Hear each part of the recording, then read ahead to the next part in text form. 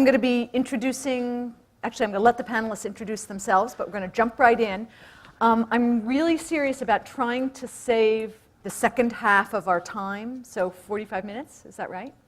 For question and answer. So I'm going to ask each of the panelists to present really briefly and move on.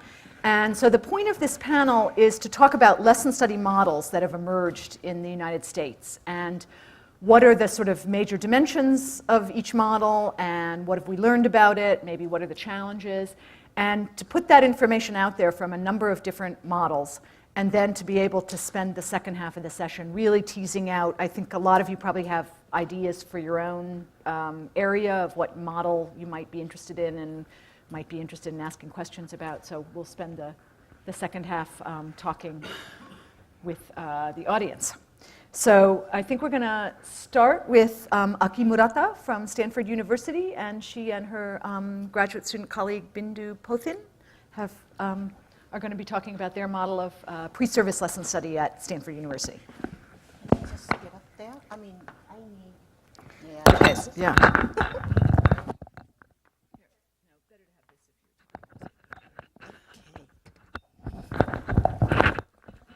So, okay, so these are the people who talk today. I guess that's what, right? And this is the session outline, right, Catherine? Okay. Okay. So I'm asked to talk about how we use lesson study as a pre-service teacher's experience in Stanford University. So I teach pre-service teaching methods courses at Stanford University for elementary level. And what may be unique about our program is that I get to work with these teachers for 3 quarters in a row. So that means 30 weeks. So we have a lot of time to work with them. So lesson study usually comes as the third quarter course. So that means the first 2 quarters I'm working with pre-service teachers on small things like planning lessons, assessment, math content, curriculum, and textbooks. But what often happens in pre-service courses, I'm still learning to do this. Learn this process too, is that students have a lot of experiences, but it's a very, very busy time of their lives too. And even though they may learn how to assess student learning here, and then they may learn how standards are, should be incorporated in lesson planning. And but sometimes or oftentimes these important experiences are not well connected in their experiences in pre-service programs. So by the time the third quarter comes and when we use lesson study with pre-service teachers, that's what we focus on. So so pre-service, so that's what I said. But so as we follow very closely to the lesson study cycle of starting with the goal setting to student pre-assessment to planning lessons, teaching, assessment. But each time we visit the new aspect of lesson study, we always go back to how did we start this lesson study process this quarter? What was the goal? What did we learn about what students know at this point? So, my goal is to continuously push teachers to make connections among these different experiences.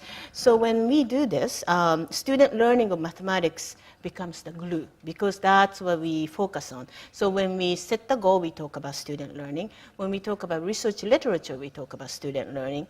And so over and over again, they are again pressed to talk about student learning of math. And as we observe each other's lessons and when we debrief, again, that's the student learning that we focus on.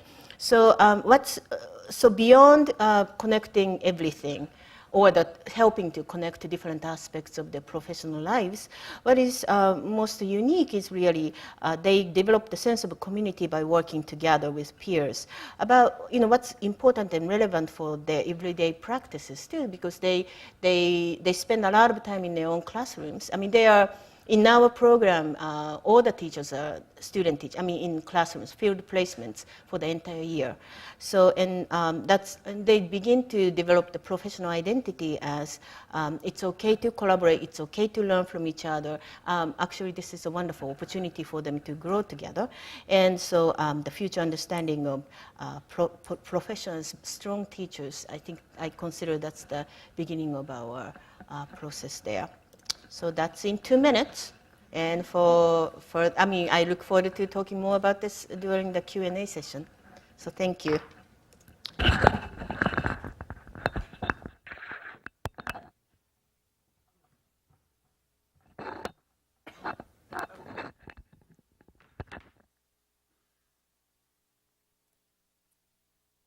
Elizabeth Baker, and for those of you who know Ruth Cossey, you're well aware of that. Ruth couldn't be here with us today. Today is our graduation, actually, at Mills for our secondary teachers. So she's helping prepare with that, and she's in some meetings, and it's tonight, so I'll be rushing out later this afternoon. Mills College math program is combined, actually, with science as well. So I'm going to be talking about our secondary program in mathematics and science, which I am in charge of. And really fortunate to, I think, have had lesson study come to Mills through Catherine and her group, because Mills actually feels that they started with a sort of guided discovery teaching cycle from the start with mathematics. And we don't have as much time as Aki does with her students, which is a really big shame because we only have them for 2 semesters. But the mathematics and science pre-service teachers actually come for 2 weeks prior to school starting, and they have a very intensive time during that 2 weeks studying mathematics with Barbara Lasante. And some of you may know Barbara, and if you don't know Barbara, there's one of the handouts from the MSRI is outside, and there's a picture of Barbara and Ruth and what they're doing with mathematics in general at Mills with the undergraduates. This topics in mathematics class that Barbara teaches really lays the foundation for a lot of the lesson study work, because it's around the kinds of mathematics that perhaps my students who are all math majors would not necessarily have had recently, or they may not have ever had. And it relies largely on logic and probability, and they are grouped together. The problems are really rich, mathematically challenging problems. And in that time, they learn to ask a lot of questions and feel comfortable with mathematics. So it starts really from this very first 2 weeks of understanding that it's okay to say they don't know something yet, that it's to ask the question, will this always be true? Tell me more about your rationale. And it really pushes them as a group, as a cohort. And my classes are small, rarely more than 15 people. So also, we have science students in that class as well, and their mathematics may be not as strong as their colleagues who were math majors. So it offers us the opportunity to have a lot of questions raised and a lot of opportunities for people to feel really pushed and challenged, but also collaborate, because they have to collaborate on their homework assignments that are due the next day, and they have to collaborate in groups during that class time. Then the next 2 semesters, they enter into the teaching credential program, where they have their curriculum and instruction courses and their methods courses, which I am currently in charge of. And that's largely dependent on thinking about how do students learn and how do you know. And of course, it's also really specific to their site. So this is like a lot of individual work. We are very lucky, or I'm very lucky, because I've had an opportunity during these last 10 years to work closely with Catherine and Rebecca and Shelley and Aki when she was there with us. And so I had access to really good materials that were also included elementary materials. So my secondary students have had a lot of elementary mathematics in their secondary program, coming to understand where our kids need to come from when they get them in secondary school, what they might have missed, and why is that important. And for some of them, just like the fractions talk that we've had the last couple of days is really critical, because in general, my students were quick at math, and that's how they got to be math majors. They had really good memories. They were really good at algorithms. But in fact, coming to understand how they themselves were were learners and how their students might not be the same is very, very important. The other thing that Ruth wanted to make sure that I said today is all of this work is guided by the Mills principles, which drive all the curriculum. And I think that the idea of things being constructivist is, of course, really critical. Content matter and subject matter is very important. It's a collegial act and requires collaboration. It's moral, founded on ethic of care. And our last one, that teaching is essentially a political act. I think that's how we feel about lesson study, actually. That even though it's not yet in all the schools, our teachers are leaving with this idea that they can form their own groups of people, their own learning communities, their own way of going out into the world and thinking about mathematics and teaching mathematics, and I think that really drives a lot of their future decision making. Mills students, by and large, stay in the profession longer than other schools, so this is very important to us. Just as a practical matter, our lesson study occurs at the end of the lesson of the 2-semester sequence. So actually, my students are graduating today, but their research lesson is next Tuesday. And so that in itself is kind of a political act, getting a degree to that. Some of my teachers already have jobs, and they're thinking, not only do I have to go to graduation, I have to do this, but yes, you do.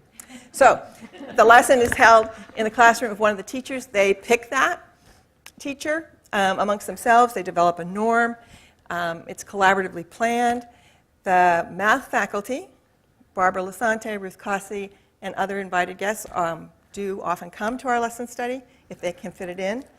And our students actually see themselves that there isn't a barrier to go and ask them for help if they have a math question, or if something's not clear, or if they're using the right approach, or if something needs to be more innovative. So that's wonderful. They collect the data. Their colleagues collect the data that they've agreed upon. And the observation and the debriefing will include, like I said, Barbara or Ruth or a knowledgeable other of some sort. So they feel it's really a capstone experience for them, and I do too. So thank you.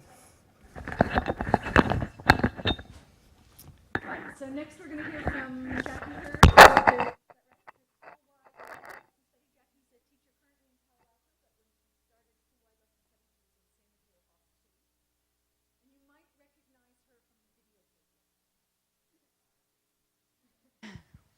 Will you do my slides for me? Catherine will collaborate. This is a good place to start, though. Thanks. No? Thank you. I'm going to be talking about work that happened at Highland School in San Mateo Foster City School District when I was there as a part-time teacher, half-time in the classroom and half-time working as a math coach supported by the Noyce Foundation. So I think the first thing important to talk about our model of lesson study, school-wide lesson study, was that we were voluntary. We started the first year with one small group of pioneers who wanted to try lesson study and see what it was all about. We created a lot of excitement that year. Teachers were interested in what we were doing, and just through talking about our work, we posed at the end of the year to the whole staff, are there other people who would like to learn with us about this idea of lesson study? And most of the staff, all but 3 teachers, decided they would do lesson study in the second year of our work, which was very exciting. And then by the third year, all of the teachers at our school were doing lesson study, so it happened organically. Our administrator in the first 2 years was actually supportive, but she was not a leader in the work. But by the third year, we had changed administrators, and our new administrator was very enthusiastic about lesson study and was a key player in the work, joined teams, helped with agendas, touched base with all of the teams. So that I think having the administrator central in the work was pivotal for us. the question came up yesterday about funding for lesson study, and we worked also over the time that we did school-wide lesson study, I think 8 years, to decrease our dependency on outside funding. So we initially were using stipends for teachers, but figured out ways that we could work lesson study meetings into our staff meeting time, or use our district professional development days for doing some of our work. So we were increasingly decreasing our dependency on outside funding.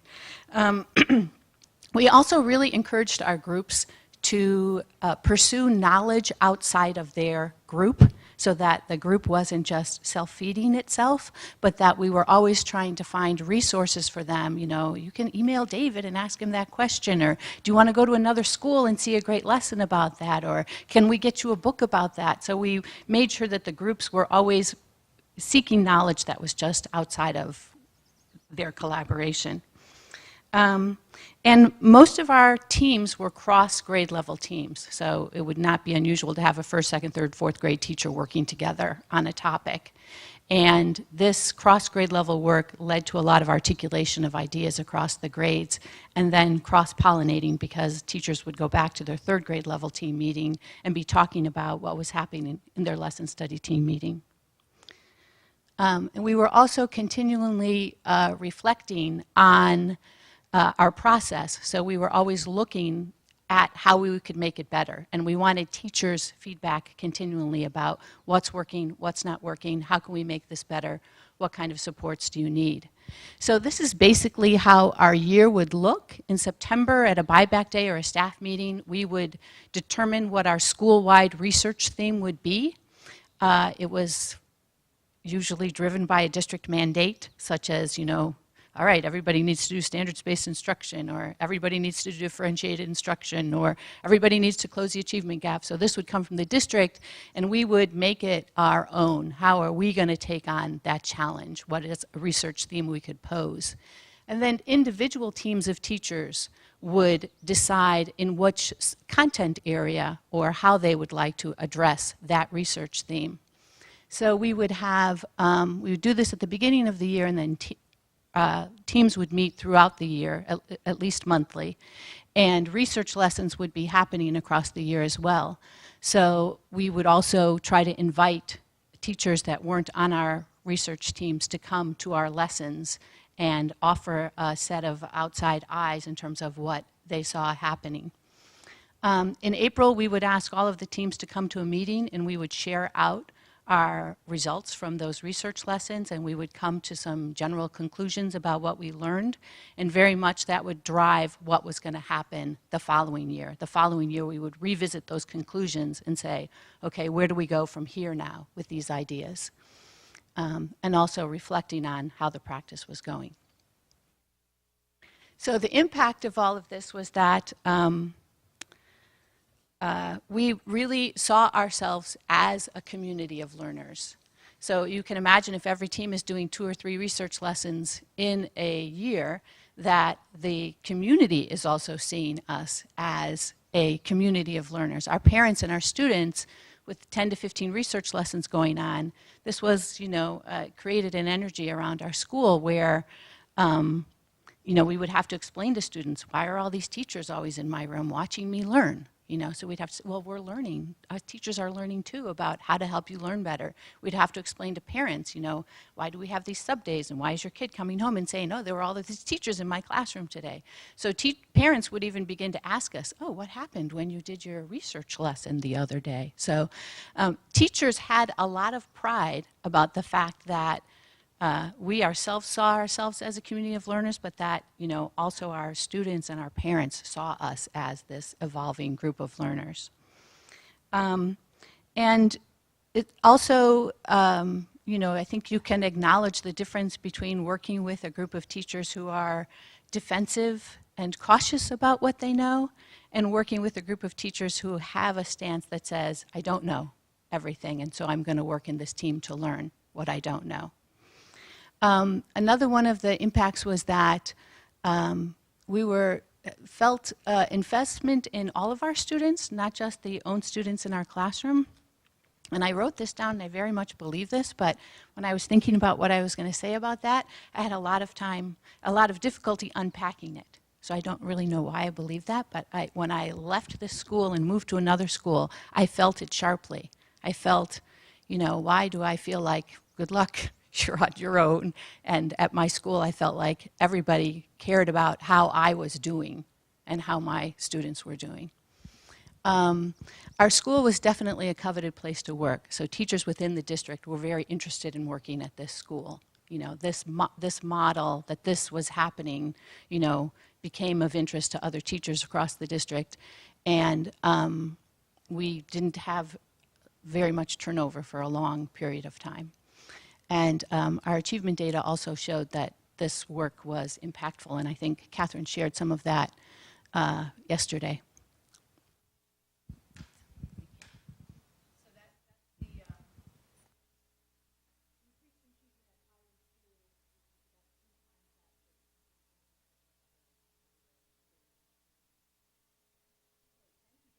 We're going to move on to another model of school-wide lesson study from Sonoma, Ben Ford. Good morning. I'm Ben Ford. I'm in the mathematics department at Sonoma State University, which is, which is a California State University campus about an hour north of here in Sonoma County. And for 11 years, I've been the faculty advisor for the North Bay Math Project, which is an umbrella organization for mathematics professional development in a wide swath of Northern California. And several of my co-conspirators are here. Joan Easterday, who's the longtime lesson study coordinator for the Math Project, and Dave Chosa and Josh Dice, who both started their work with lesson study as teachers in the Bellevue Union District that I'm going to be talking about today. They're both now math specialists at the Sonoma County Office of Education, helping to implement this much more broadly. Okay, so we didn't actually talk as a group about what our definitions of these different models were, and when Catherine gave some definitions in her talk yesterday, I realized that we hadn't done that. So in my examples here, I realize I'm actually talking almost about district-wide lesson study, and perhaps without the same level of sort of hierarchical organization that she proposed, whereby in a school the teachers would all agree on a common research theme and then each group work independently from there. But I think of our work as school-wide because I think of the school as the unit of change in what we're trying to do. I find that teachers adapt to their environment. It's very difficult for an individual teacher in a school whose culture doesn't support a particular change to make that change. It's much more likely that the teacher adapts to the school. So I view lesson study as a tool for school culture change, and you just need to get the participation level up to a level where you see the staff room conversations change. So Bellevue is a 4 elementary school district. We began a partnership with them in 2001. 16% of their teachers participated in lesson study in the first year, and 5 years later, 67% of the teachers in the district were participating in lesson study projects. We saw a significant shrinking of the English learner gap in mathematics consistently. As lesson study participation increased, that gap decreased, and this is in a context of a county which was trying desperately to shrink that gap, had big programs, and this was about the only district in the county that was pulling it off. So then when they hired a new superintendent in 2007, he had to, be convinced of the efficacy of continuing to support lesson study. So we did a lot of work to put together a lot of data, and he's since become a huge supporter. Here's a quote from him. "We believe in the lesson study process as a district. Culturally, it's highly valued. Teachers and administrators understand how important it is for teachers to gather together to develop the common shared understanding of what it means for students to be proficient, other than just relying on a CST score." So I think I want to leave it at that and allow for more time for conversation afterwards. I have copies of this case study that SRI did this year evaluation of the full 10 years of the project. So if anybody wants one of those, I can give it out at the end. Thank you. And I think we're going to move on now to the district-based lesson study. Stan Pesick and Marlene Wilson from Oakland Unified School District.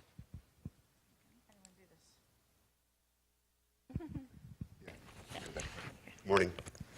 So my name is Stan Pesick, and I coordinate the history program for Oakland Unified. This is kind of a cross-disciplinary conversation, I guess. And I'm Marlene Wilson from Oakland Unified School District, also teacher in a school. you just do the slides? There we go. So before we start, just a couple words about context of the work. So lesson study we've used in history as funded by our Teaching American History grant. We've had 3 of them now for the last 9 years.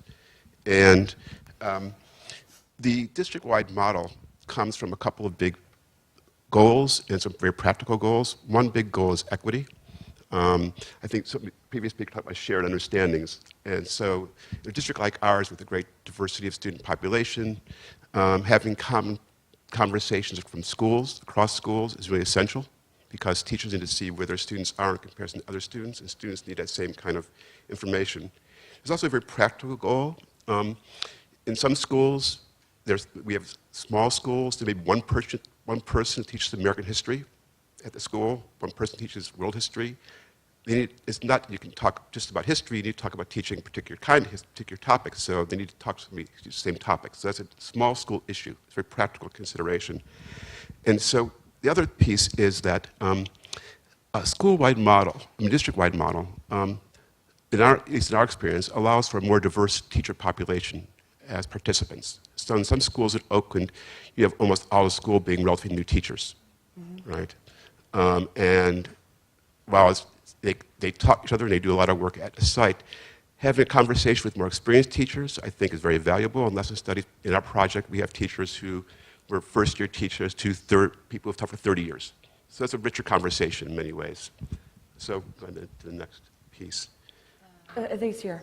Okay. Yeah. So and also there's district-wide goals we have. So if you look on the left-hand side where it says teacher learning, these district-wide goals involve both enhancing teachers' content knowledge, but also enhancing their knowledge of discipline and how discipline connects to instruction.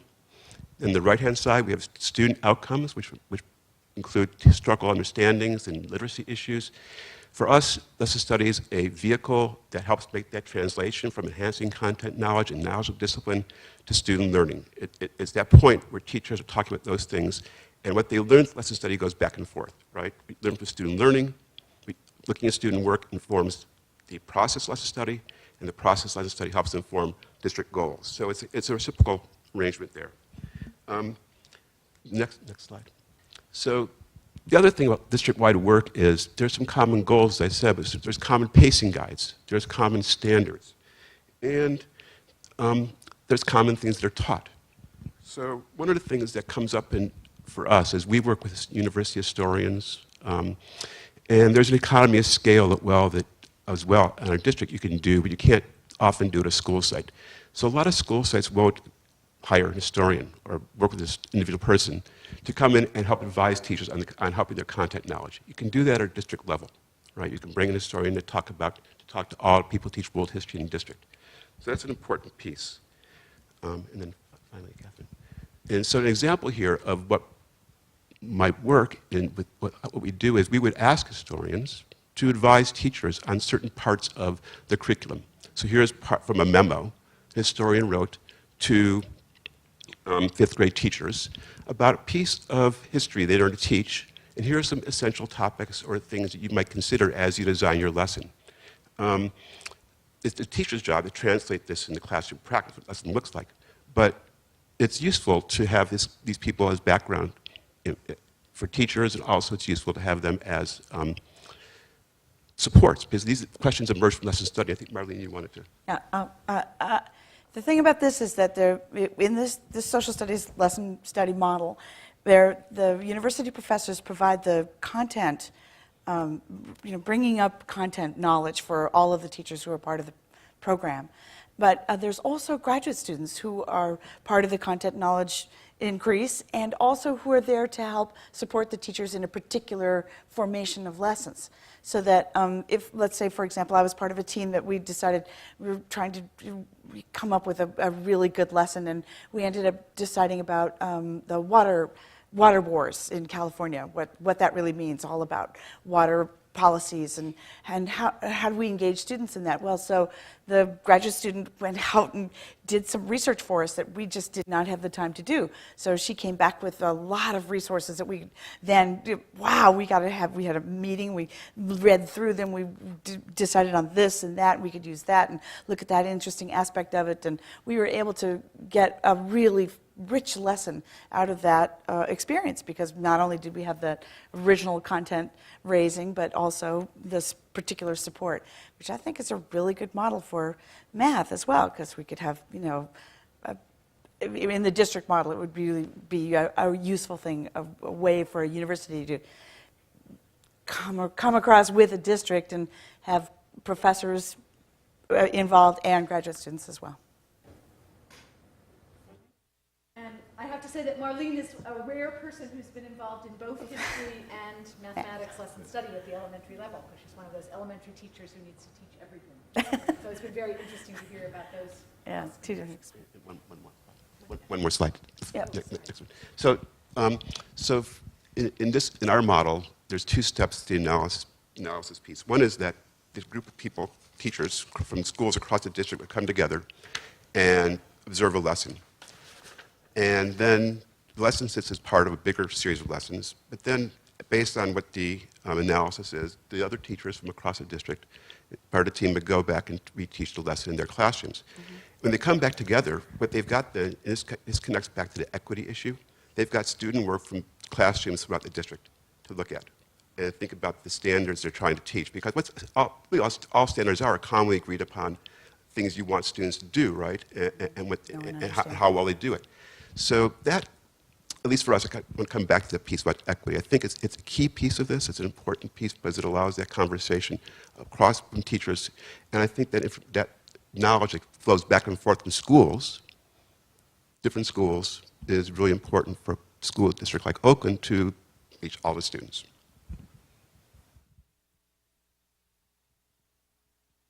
Okay. Move on to... Thank you very much. We'll move on Want to this one? David Foster and Tracy Sola from the Silicon Valley Math Initiative, Regional Lesson Study Model. Great. I need to stand up so I can read what I put up here because I can't remember. So, our work is a regional approach. We got started back in 2000 with a lot of help from Catherine and with the vision of Jackie and other teachers working and promoting lesson study. Currently, we work with about 25 different district teams across the greater San Francisco Bay Area, as you can see there. Our lesson study model works basically the following way. We get private funding, and we're able to provide mini grants to our lesson study teams. Many of our teams actually come to a summer institute. Jackie and her colleagues have been leading in-depth work around lesson studying and inducting teachers into lesson study and having veteran lesson study teachers come together for a 5-day institute in the summer. We kick off with a fall orientation where all 25 plus teams from around the Bay Area come together for a day around orientation and begin their work around researching lesson studies. Then our design is to have the teachers in their teams go back to their schools, or sometimes it's across sites, and come together regularly to plan and design research lessons. Once the lesson it gets into shape, they will go into classrooms where one of the teachers of the team will volunteer to teach the lesson. The other team members will come together and observe what the kids are doing, how they're making sense of the mathematics and adjusting the lesson on the fly. Teams use that data to come back and polish the lesson and probe the mathematics and figure out better ways to design the lesson so that more of the students are successful. When they've reached the time early on in our first induction meeting, we actually pair teams. So teams across regions will actually go and do what we call an exchange lesson, come and teach a lesson, or have a team come and watch them teach a lesson in their school, and then go across and, maybe a week later or at a different time and watch their team. So we have these exchange lessons with deep discussions, both pre-teaching and post-discussions. And then we have a public open house in the spring where all the teams come together, and we have many public lessons, and it's a way to sort of celebrate the work. And the goal is then for the teams to go back, work with their schools, and spread their learning and get more teachers involved in this process. So when we survey teachers and we ask them what they value about the lesson study process, teachers say that they feel very much like professionals. They're in charge of their own professional development. I think that's very, very important. I often say it's sort of on the highest level of the food chain of professional development. Teachers guiding their own learning. Teachers value the opportunity to collaborate and solve problems of learning and teaching. Teachers develop a deeper understanding of the mathematics and student learning and how that plays out across grade levels or along a continuum of learning. They collaborate and create lessons and activities that can be used immediately in their own classrooms.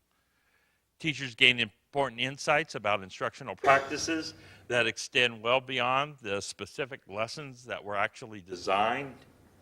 And they learn to focus on student thinking and the conceptions that students hold. So oftentimes getting away then from just implementing curriculum to this idea of where my students are, what do I do to need them to move forward, and a view towards the mathematics that we want the goals of the learning to include. Our funders actually asked us to commission a study of student achievement around what happens to these lesson study teams, and we used a performance assessment as opposed to just a state test to try to capture more of the nuances of what actually gets learned. And basically there was two analyses. Basically we wanted to know specifically, looked at the data around the specific content that related to the research lesson they did themselves, and then looking at just general findings. And we had data from 50 classrooms, about 2,000 students, and it basically showed pretty significant differences in student achievement in both of those two analyses. And these things are important because what was happening to the comparison group was pretty significant professional development in and of itself, just not lesson study. So I think these are pretty interesting findings. And finally, lesson study itself has had a broad impact on our total work, and we work in terms of trying to work on a comprehensive model of professional development and performance assessment in our area. So lesson studies has changed the lens of change that we look at. It's helped us deprivatize teacher and this idea of teacher isolation, and it's helped us also inform how well we do when we do math coaching. It's also helps us examine student thinking, student work, and future learning experiences. So this lens of looking at curricula and assessment through the lens of student thinking has been really important. It's fostered a major shift in how we conduct professional development, and that shift has been around focus on student thinking, how and what to value about our performance assessments that we give. It's helped us really zoom in on student understanding. It's helped us create better tools to assist us in all sorts of different curricular and lesson planning ways. And we've actually designed an aspect of our formative assessment cycle called re-engagement lessons that actually grew out of the work of lesson study. So once again, This lesson study has really become sort of this highest form of professional development and professional learning in our region. And so with that, I'll turn it over to Tracy. Oh, this is on. Good. Good morning. My name's Tracy Sola, and I am the Lesson Study Coordinator for the Silicon Valley Mathematics Initiative. And so my job is to put together the orientation meeting and the open house for our organization. And so the orientation meeting is a place, it's a day-long event where all of the lesson study teams who have received grants come to a regional school. We hold it on a school site. They come for the day. And we start with an introduction to lesson study, which David will usually give. There are often many returning teams, but a lot of new teams as our collaborative grows. So last year, for example, we held it at a school in Menlo Park, and 1/3 of the teams were brand new to lesson study, excited about the work and wanting to learn how to do it. And so after an introduction, we do various things, but one thing I did was I had a panel discussion of 2 very new teams about, what did we learn in our first year, lessons learned first year. So teams got to hear, what did new teams think were important going into the work. And then I recruited 6 lesson study teams from the previous year to actually teach public lessons. So we went into that school and we went into classrooms and to see public lessons. But before that, we had breakout rooms. And so each team went to a breakout room, and I assigned observing teams to that team. And we had a pre-brief session. And during that pre-brief session, the team explained to the observers the planning that had gone into the lesson, how the lesson may have changed over time as they proceeded through their research, and also defined some of the things that they wanted for the observers to look for during the lesson. And then everybody went to a classroom and observed a lesson. And then when that was done, we brought back to a debrief session where everybody shared what they learned during the session. Now, one thing it's very integral to these this time is we introduced the use of some protocols, a debriefing protocol and a lesson observation protocol, because we wanted there to be just a culture of respect in place. And I'm talking a little bit more about that. See if this afternoon. And these protocols are in Jackie and Catherine's new book, I believe. So if you want to find out more about that in depth, you can get their book and go to the Mills website. So part of the goal of the day is for teachers to see what a briefing session looks like and how it's done to respect everybody involved in the room and to respect student work and the learning of, the observation of student work. There's a very strict protocol of going into a classroom where the observers do not interact. They don't in any way try to influence the lesson. They just, get as close as you can, unless you notice that you're changing learning, then back off a little bit. All of these things that first-time teams really need to know so that they can be effective when they go back to their schools and do this work on their own. And then there's a very specific debrief protocol which we model. And so often teams really want to go to a lesson that's at their grade level. Oh, we're going to be a second grade team. Why are we in the 6th grade lesson? We really want to see what that content looks like. And I explained to them that I think the biggest thing you could get out of this day is to really take a little step back and look at this whole process as it unfolds and try to absorb the process and the progression of the process so that you can do this when you get back. And so we have this, and then after that, in the afternoon, we have a time at that orientation meeting for teams to start planning, to start thinking about what they might like to do. And we have a time that is supported by me where teams can find their partner team that they will do an exchange lesson, with whom they will do an exchange lesson. So some very experienced teams will kind of know, Menlo Park is right next door to Palo Alto. Let's team up. Sometimes people will do that geographically. Sometimes teams will say, oh, we're a K1 team. Let's find another K1 team. That would be really interesting. And some teams who are brand new there, like, we don't know what to do. And then my job is to try to find maybe a more experienced team for them to team with, who can mentor that team throughout the process so that they have a little bit more support. So all of this happens on our induction day. And then the teams go out and do between September and December. And then, and teams will often contact me to ask questions. You know, we're stuck here, we don't know what to do. I help them with that. And then during this time, I'm also in touch with teams to see if I can't find some of those fall teams who would be willing, brave enough to come and teach their lesson as a public lesson at the open house. So again, at the open house in January, there is another set of 5 or 6 public lessons that people can observe.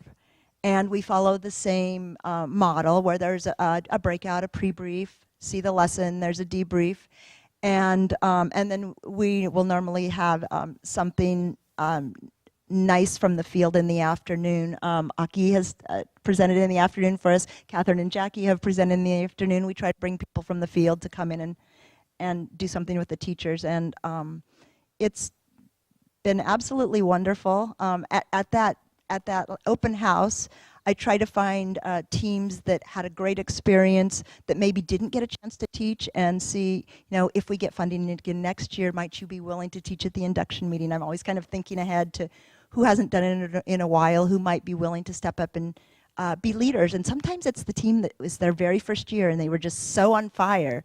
Like, yeah, we want to do that. So, you know, it's exciting for me to see these teams, and, you know, and I try to pick sites that are all around the Bay Area. You saw that map that David had, you know, how far apart geographically all these teams are. So this year, you know, last year we were in Menlo Park and down in San Jose. This year we will be in Cupertino, and then up, I'm hoping here, right locally, if it works out. So in that way we really bring in our whole community. Thanks.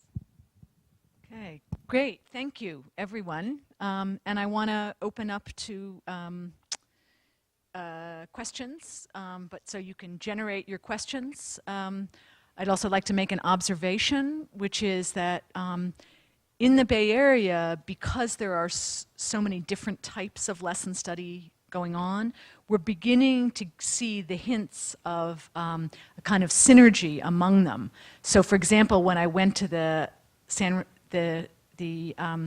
SVMI induction day last year, there was a student who had been a Mills pre-service student and done lesson study during her Mills pre-service experience, who then, when she went to a district where no lesson study was going on, heard about these grants and got together a bunch of colleagues to apply for a grant, because she had seen an image of this in her pre-service education, and that was who she wanted to be as a professional in the field. So we're just beginning to see in small ways these synergies, and you can imagine how this would act as a regional force if it really got going in a much larger way. So that's one little example of that. Okay, questions?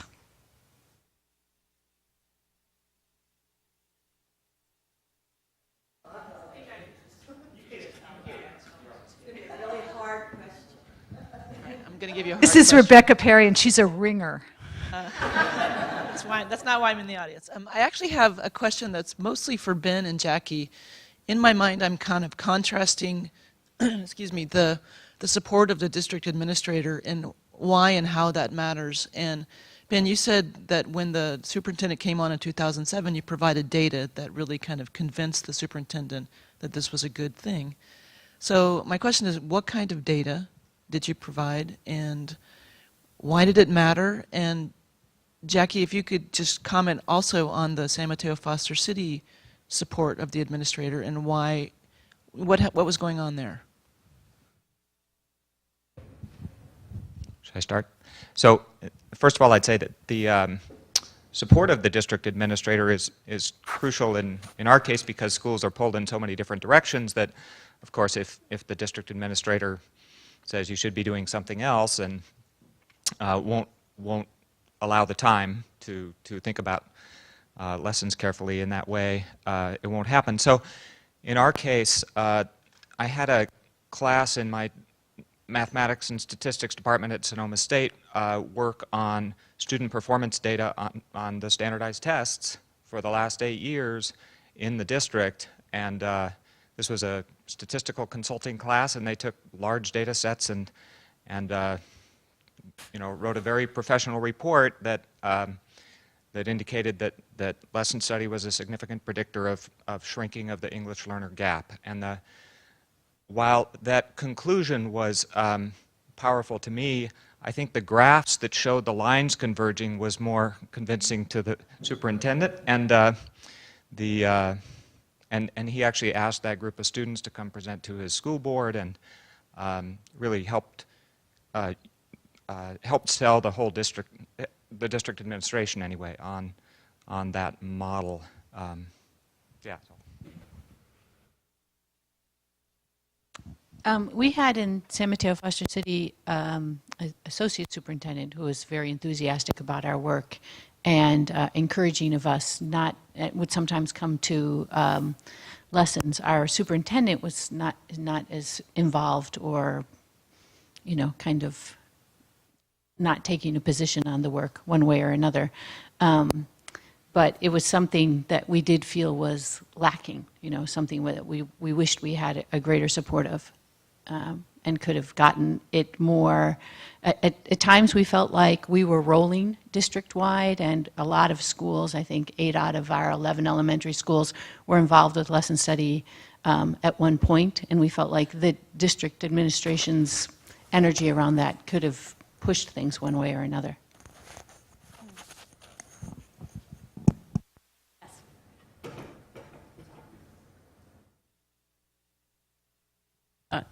I've been around the field long enough to have seen lots of reforms come and go, and frequently it's because someone has taken a very good idea and taken pieces of it and unbolted the desks and put them in the corners and let the kids run around and said, now we're doing open classroom or whatever it is. And Catherine, you alluded to this yesterday, and I wonder if some of you could speak a little bit more to if someone wants to start this and do it faithfully and not co-opt what the method is. Where do we go? I'm pretty naive about all of this. Actually, I'll start and then pass the mic to whoever else wants to speak. I think when a lot of us have been doing lesson study for a decade or more, and when we started, people often said, you won't be able to do this in the United States because we don't have a culture of collaboration. And I think they put their finger on something important, which is that it is a cultural practice, and you need to create a culture of lesson study. And I think that's what Silicon Valley Math Initiative has done by having an induction day where you get to go in with experienced practitioners and feel, what does it look like to focus on student thinking? What does it look like to have a warranted discussion that's based on what you've observed in the classroom? And there are protocols and so forth to guide that, but my advice is the best thing to do, and there now are pockets of lesson study across the country, is to go experience it, because it is a cultural practice, and the best way to experience it is to immerse yourself in that culture, just like any other cultural practice. A second best is to watch the videotape, How Many Seats, and go through. There's a viewing guide for it that helps you sort of focus on what's happening. I'd like to pass on whatever anyone else wants to say about it. Well, one of the most, I think, basic things that can't be mandated. Wouldn't work as a top-down mandate from the superintendent going, we're all doing lesson study. It has to be a grassroots effort where teachers decide they want to do it. And I think one of the issues around reform not sticking is a lot of times reforms haven't taken into account the complexity of classroom practice. So teachers hear reform and they go, I'm not sure how that fits to me, and they close the classroom door where lesson study builds on the complexity of classroom practice. And ask teachers to consider that. So I think it has that kind of foundational stuff that grabs teachers and is about what they do.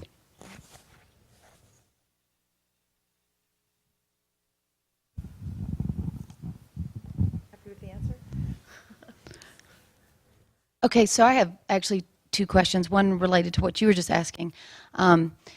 Is there a part of any of the grants that have been going on where, I mean, obviously you've broadened within the Bay Area and the region, where you're reaching out to perhaps other states that may be interested in trying to start up a lesson study and inviting them out, inviting teachers from a school or a district that are interested in looking at that? Is that something that has been pursued or is being considered?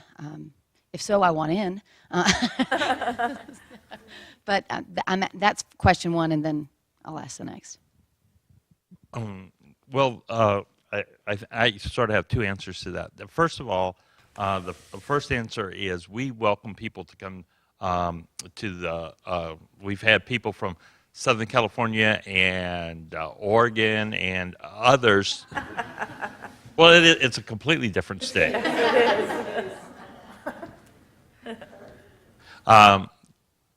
To come and like attend our summer institutes and be able to actually see some of it in progress. But on a bigger scale than that, I think is we're current in this work with the Common Core. One of the things that the Gates Foundation has commissioned the writing of a number of lessons by the Shell Center. And we are now currently working in New York City, Chicago, Atlanta, and in the work of sort of introducing these lessons as content, we use the lesson study process to actually play these out in the classrooms. So this whole process of improving professional development and seeing the mathematical practices or innovations in terms of the Common Core can actually be best seen through like a lesson study process where you're actually in the classroom. So we're doing that across the country wherever we're trying to go and support that work. There are several opportunities in addition to the Silicon Valley Math Initiative, which has usually the induction day, the public lesson day, and the summer workshop. There are several other typical annual national opportunities. DePaul University, Akihiko Takahashi, if you Google Chicago Lesson Study Group, they usually have 2 conferences a year which involve doing lesson study, and they induct new teams, and they often use Japanese curriculum resources. It's quite interesting. So that usually happens twice a year. And then the Greenwich Japanese School, which is actually a Japanese public school in the United States, opens its doors for lesson study once a year. And that also usually attracts a conference around it where you can see the lesson study process. That's usually in November. The Chicago events are they're happening actually today. And so it's usually this week in May, and also in the summer, a longer summer workshop. So definitely my website, lessonresearch.net, usually has links to whatever's upcoming. And Sonoma has also done a lesson study conference annually for many years. Well, and I also wanted to say that our lesson study induction meeting this year will be on September 20th in Cupertino, California. And if you wish to attend, talk to me today. Fabulous. Long way to come. The second question I had is particular to the re-engagement lessons, and I'm interested. I don't know if that is what we were seeing yesterday and what you and I were talking about at the break. Is that what you're involved? Is that what re-engagement lessons mean, where you're in the lesson study realizing, hey, if we take away the worksheet, and for anybody that wasn't here yesterday to see that, in the midst of the lesson study, they realized that perhaps the worksheet was hindering how the students were learning the information, actually their development of understanding. So then they re-engaged. Is that what that is? Re-engagement of the lessons? Oh. More than that. So you're referring to the how many seats video, and in the second go round, after being able to observe what's happened in the classrooms, the teachers were able to sort of replan. Okay. Is that what that re-engagement is? Well, no, but the roots of the re-engagement that we talk about actually came from our coaches having these kinds of experiences, like you said. So basically, what the re-engagement is And we've developed it, and we developed it through the lesson study process. So this is sort of an innovation in sort of teaching that was developed through the lesson study process. But it's this idea that you give a an assessment in your classroom. You give an assessment, and something rich, not just right or wrong, but something rich, where you actually get to see students work. So what do we typically do when we find out that we have some kids that are, we have some kids that have done very poorly on the task, and we have some kids that seem to really understand what to do. And you as a teacher, what do you do next? Do you just go on because the pacing guide says you go on? Do you go back and reteach, try to figure out ways to have individual instruction with the kids? So that this re-engagement is an answer, is a lesson, is a type of lesson that you would do, that you would repurpose the students' actual thinking and work in a lesson that you would teach to your whole class and be able to do that. If you're interested in it, I'm going to be in a session later on today, and I'm going to be, almost my entire focus is on re-engagement, but it's to help answer that question. Yeah. No, the next one. No, it's 1:30. Anything else? Anybody else want to? Someone else want to mention, there was an example of re-engagement yesterday in the slides, which might. Was from Akihigo's example, right? So Catherine gave an example yesterday where Akihigo Takahashi had taught a lesson on area of parallelograms, I think, and he had taken some student work from one day's lesson, particularly selected the work that he wanted to share to start the lesson the next day, to say, oh, let's look at Mia and Andy's work and see what they did, and what does this show us, and what do you think, and what can you see? And so that, you know, he purposefully selected work to kind of direct student thinking and elicit certain questions and, you know, conversations to get back into the same work of the day before, but move it farther. So your re-engagement specifically refers to student work, but in the sense it also could refer to the teacher work, and that their re-engagement of, let me do this lesson again and see what the outcome is going to be. So it could be. Kind of like a capital R versus a lowercase r. Like it. So I'm interested in what any of you might say about the connection between lesson study and the curricula that teachers are teaching. And I have a few different questions about that. So I'm getting the impression from Catherine's talk yesterday, and also you just referred to it again, that you've pretty much rejected American curricula as a basis for lesson study and are choosing examples from Japanese curricula. So you know, so I have a few questions. You know, in what ways does lesson study support teachers in using what you might consider good curricula well? You know, or in what ways does it support teachers asking questions about curricula that maybe aren't serving their students well? And how do you see that playing out?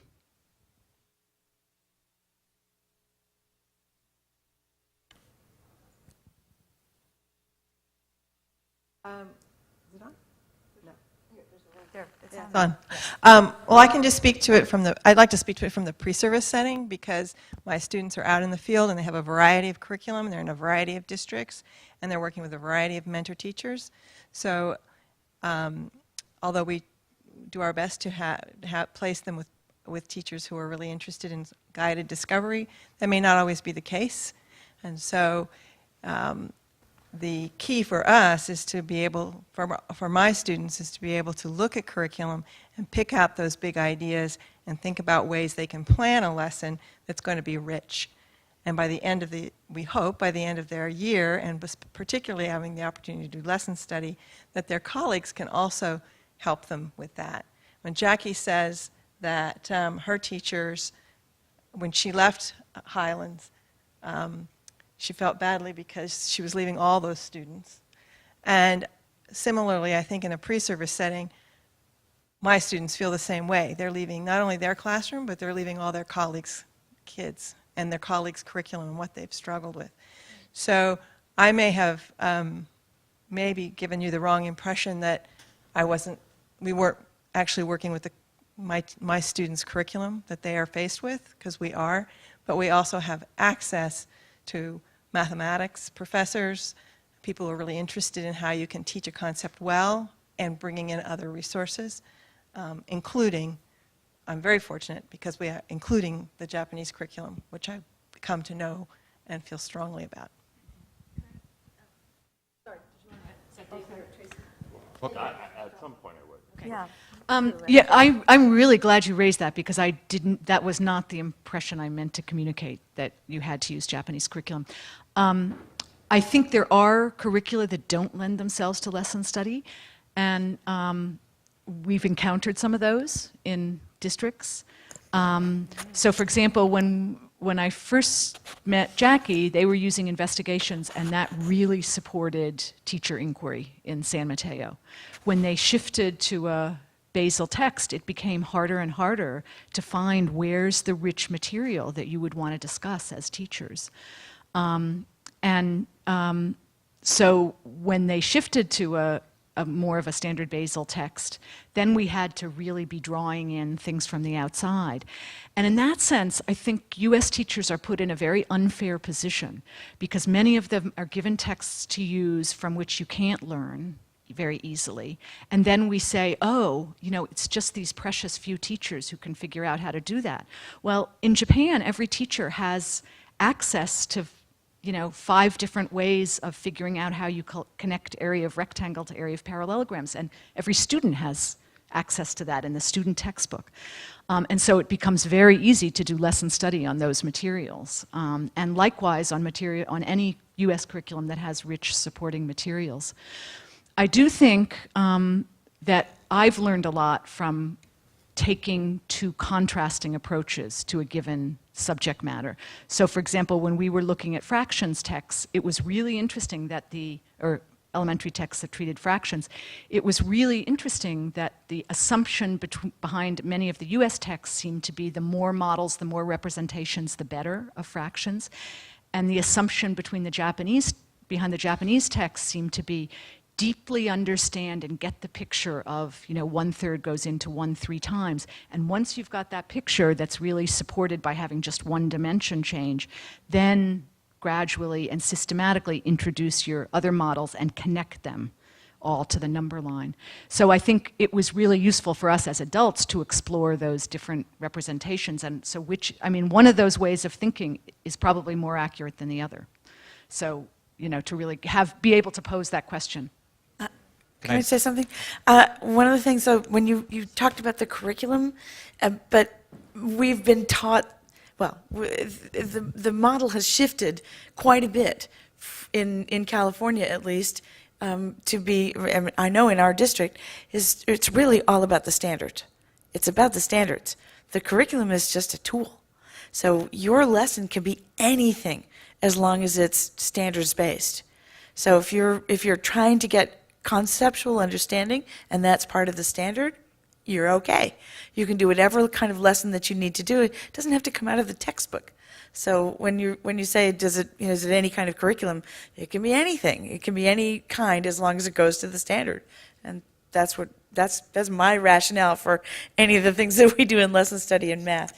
And social studies, boy, it came right from the textbook, though. The textbook was right there with it, so yeah, it's easy. I guess I'm thinking more of, and then the teacher needs to go back the next day and teach out of whatever book he or she has. So it's not, I'm not questioning the choice of, something that makes sense within a standard then, but then how the teachers get help to kind of use that in the context and with the materials. Yes, that's why the lesson study collaboration is so important. We get it from each other and from all of the professional support that we have.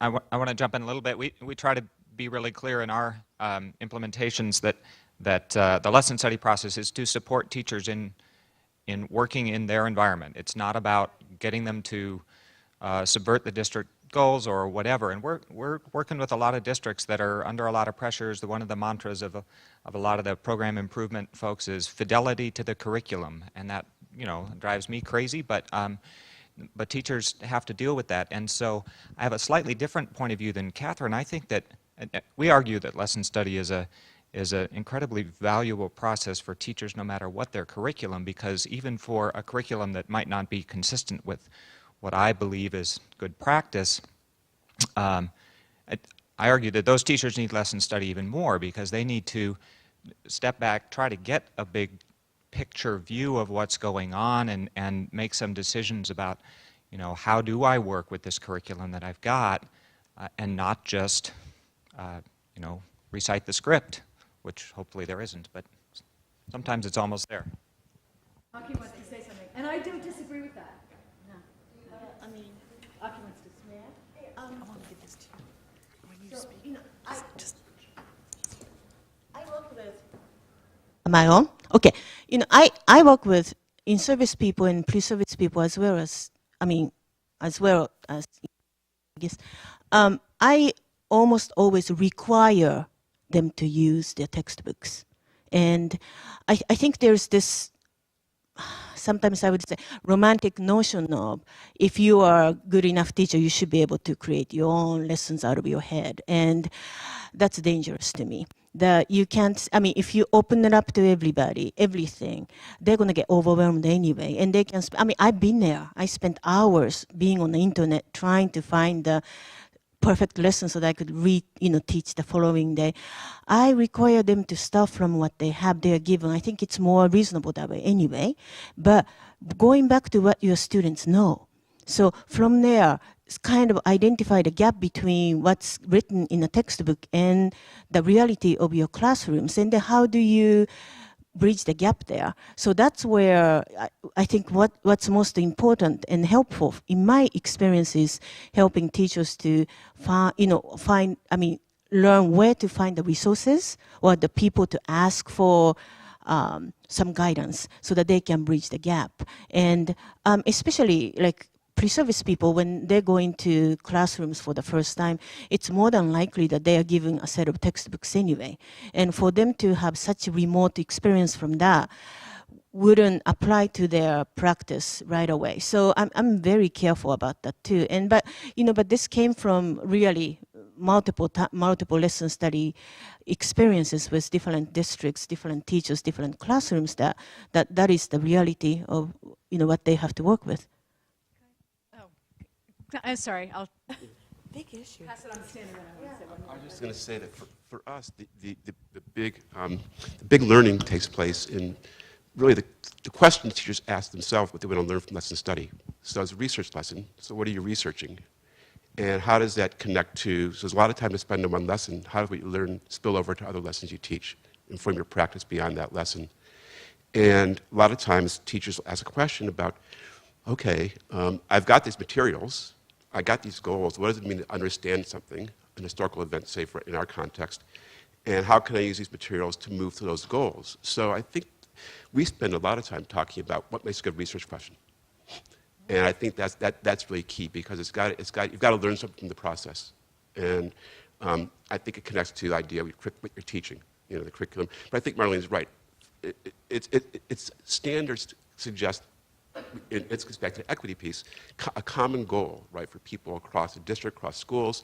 What do we want kids to understand? But the lesson study piece is we're going to learn about doing that. It spills over to all our practice. I think that's an important part. And I just want to say one other thing, because I think there's one other perspective on the curriculum issue that's really worth thinking about, which is I don't disagree with what anyone said about using your own curriculum and really knowing it well. And depending on what it is, also having other perspectives that enrich, what should be maybe elaborated in that curriculum but isn't there.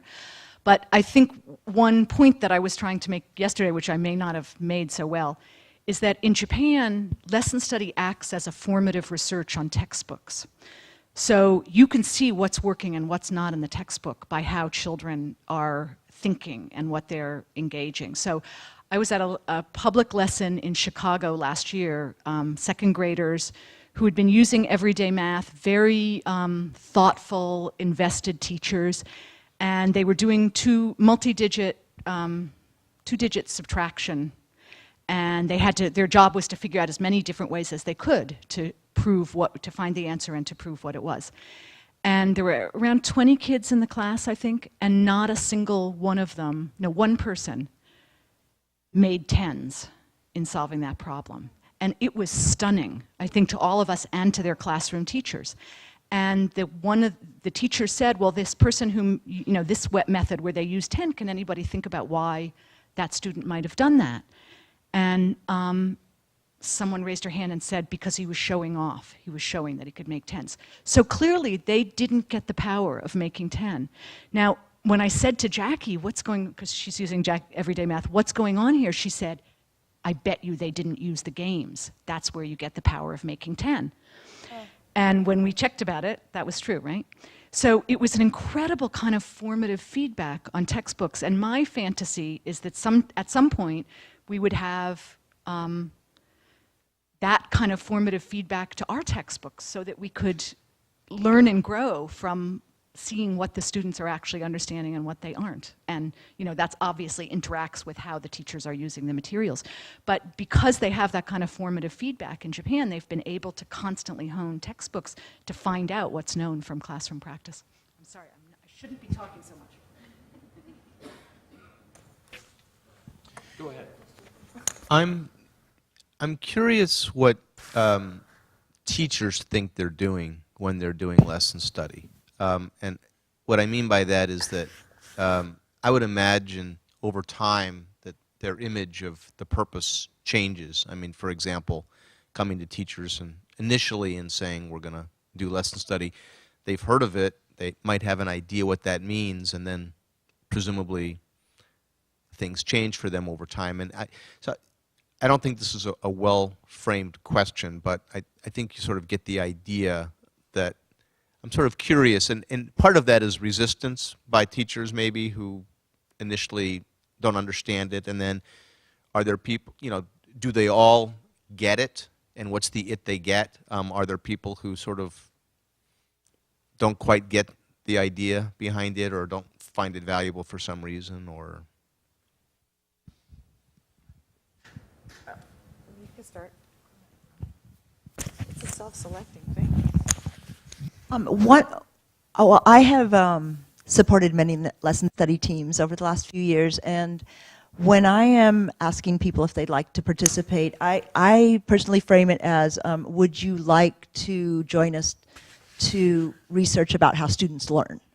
And I'm very careful to frame it in that way, and not about how we can be better teachers, because that can be very threatening.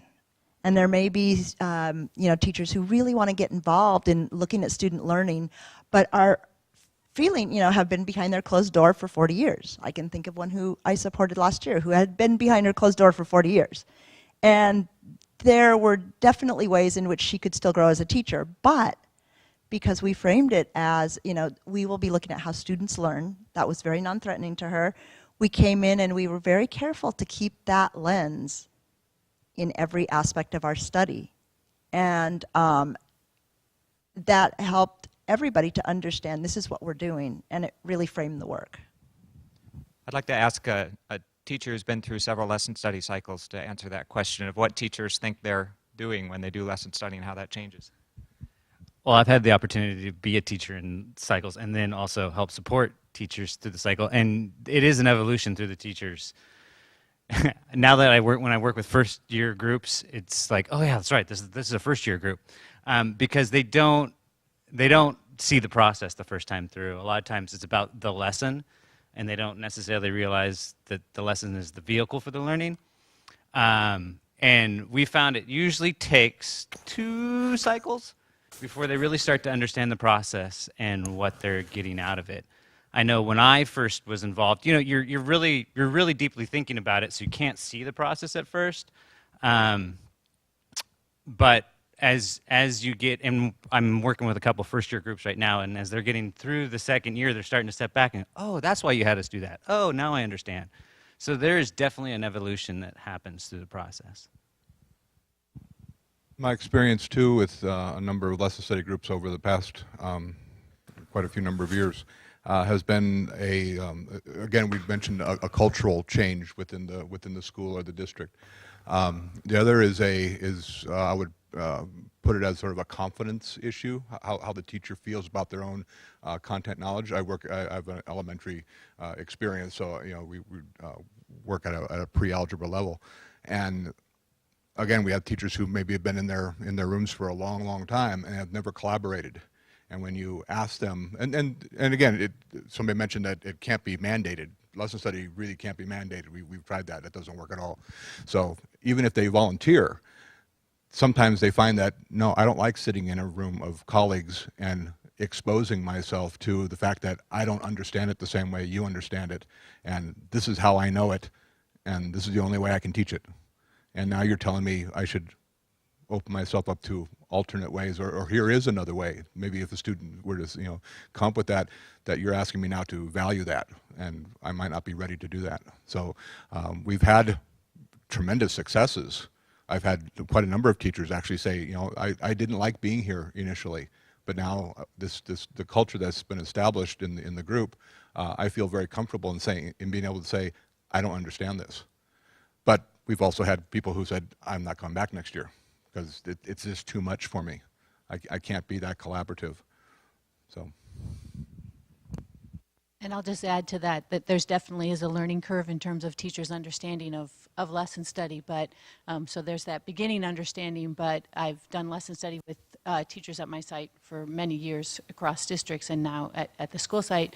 And 2 years ago when our district adopted EDM, teachers were really struggling with the math message portion of the lesson and how to implement that. So a group of teachers said, we should just do lesson study around that. So now they see lesson study as, we got a problem, let's do lesson study about that. So their understanding of what it is has really evolved into being, it's a way for us to find out the answers to the problems that are facing us every day. I'm going to privilege first-time folks here, but somebody on the panel. I was just going to say that for us, the big move was teachers to think that collaboration and observation meant teacher observation, and moving that to looking at student work. That has been the big move that people had to make. And once that move is made, it becomes a lot easier to do lesson study. Is it a natural cell that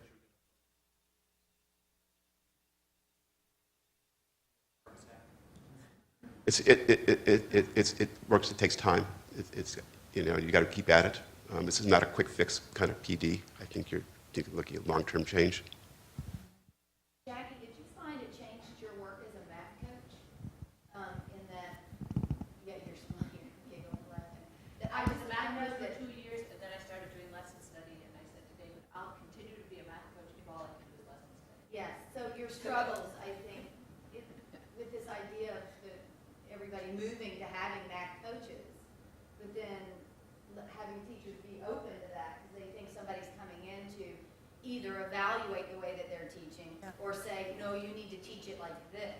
And what you're doing with lesson study is instead of the focus being on you need to change how you're doing what you're doing, it's we need to change how we look at how children learn things. And that's much less threatening in a sense, that when the conversation is about the different ways students learn rather than the different ways that we teach, it's much safer. And in the coaching relationship, too, it changed the way that we work with teachers because we tell coaches to be effective in that model.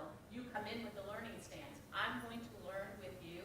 I have maybe more expertise and access to a lot of resources, but I am also learning about how kids are going to be moved to understand this. Dramatically changed the way that we approach math coaching. And we need that everywhere because everybody's scrambling around going, what does it mean to be a math coach, much less an instructional? As you initiated this, I understand about 10 years ago. I'm coming from a county in Florida, and when you initiated this 10 years ago, trying to get the grant together, was it a group that came together to start this process? Did you have somebody in charge of the grant writing in order to facilitate that? How did that process come about? Stan? Yes. That's you. But this works fine. Just put it up here. Well, there's a little bit of insider trading here, I think. I was part of a foundation. I was I had just recently come on as a program director in mathematics. And almost simultaneously, we got a hold of Catherine's book, and Jackie came to me, and we invited Catherine to come talk about her book on hearts and minds in 1999 or 2000, one of those times, and it really sparked the interest. And Jackie came to because we had just sort of formed a network and said, and Stigler's book was out, I guess, and so all of it was made it very aware of that lesson study was coming on. And I went back to my trustees and I said, I want to put some money in this. And then it was really organic, because basically we sat and watched what really, really smart teachers were doing around it. And all the great insights came from teachers themselves, and we've learned from it, and it's grown that way. So, I wish we all I wish I would have had the insight to know really how really powerful this was, but it was a very organic kind of thing. And since that time, that funding has gone away. I'm no longer with that foundation, but we have found other funding. And one of the things that Public Open House is just tremendous about, invite your funder to that open house. And they just continue to seem to write us a check every single year. It sells itself. And so, are we wrapping it up?